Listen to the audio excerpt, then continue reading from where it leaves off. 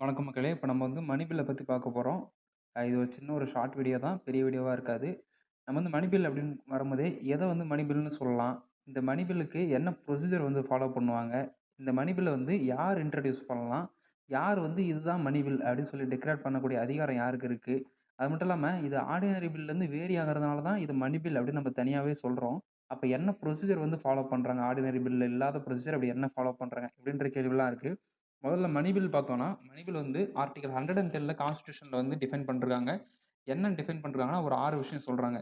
இப்ப imposition of tax, borrowing of money, consolidated fund of இந்தியாலருந்து withdrawal of money, அப்புறம் already withdraw பண்ணிட்டு இருக்கக்கூடிய எக்ஸ்பென்ஸ் பத்தல, எக்ஸ்ட்ரா வித்ட்ரா பண்றாங்க அப்படின்னாலும், அத பத்தி விஷயங்களும் மணி பில்ல சொல்றாங்க. அது இல்லாம, இது சம்மந்தப்பட்ட விஷயங்களும் மணி பில்னு சொல்லலாம் அப்படின்னு சொல்லி கான்ஸ்டிடியூஷன்ல ஆர்டிகிள் 110ல மணி பில்ல பத்தி டிஃபைன் பண்ணிருக்காங்க. இந்த மணி பில்லுக்கான ப்ரொசீஜர் எங்க இருக்குன்னா, ஆர்டிகிள் 109 ஆஃப் தி கான்ஸ்டிடியூஷன்ல இருக்கு. ஆர்டிகிள் 110 டிஃபைன் மட்டும் தான் பண்ணுது. ஆர்டிகிள் 109ல தான் ப்ரொசீஜர் இருக்கு. அப்படி என்ன ப்ரொசீஜர் இருக்கு அப்படின்னு பார்த்தா, மணி பில்ல பொறுத்தவரைக்கும் லோக்சபால மட்டும் தான் இன்ட்ரோடியூஸ் பண்ண முடியும். அது ஒரு கவர்ன்மென்ட் பில். அதாவது ஒரு மினிஸ்டர் மட்டும் தான் இன்ட்ரோடியூஸ் பண்ண முடியும்.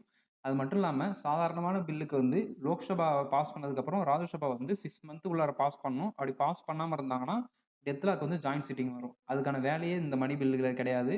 ஏன்னா லோக்சபா பாஸ் பண்ணாங்கன்னா 14 டேஸ்க்குள்ளார அதாவது ராஜ்யசபா அத பாஸ் பண்ணணும். அப்படி அவங்க பாஸ் பண்ணாம இருந்தாங்கன்னா, பாஸ் பண்ணாத கன்சிடர் பண்ணிப்பாங்க. அப்படியே ராஜ்யசபாக்கு ஏதாச்சும் ஒரு அமெண்ட்மென்ட் பண்ணணும் அப்படின்னு ரெக்கமெண்டேஷன் இருந்தா, லோக்சபாக்கு தான் அவங்க திருப்பி குடுக்கணும். அத லோக்சபா ஏத்துக்கிறதும், ஏத்துக்காம இருக்கிறதும் லோக்சபாவோட டிஸ்கிரிஷனரி பவர். அது இல்லாம இந்த மணி பில் ஆல்ரெடி பிரசிடென்ட்டோடைய அசென்ட் வாங்கி தான் அசென்ட் இல்ல. பிரசிடென்ட்டோடைய பிரியர் ரெக்கமெண்டேஷன் வாங்கி தான் லோக்சபால இன்ட்ரோடியூஸே பண்ணுவாங்க. அதனால பிரசிடென்ட் இந்த மணி பில்ல ரிட்டர்ன் பண்ண முடியாது. இவர் வித்ஹோல்ட் பண்ணலாம். அப்படி இல்லனா அக்செப்ட் குடுக்கலாம்.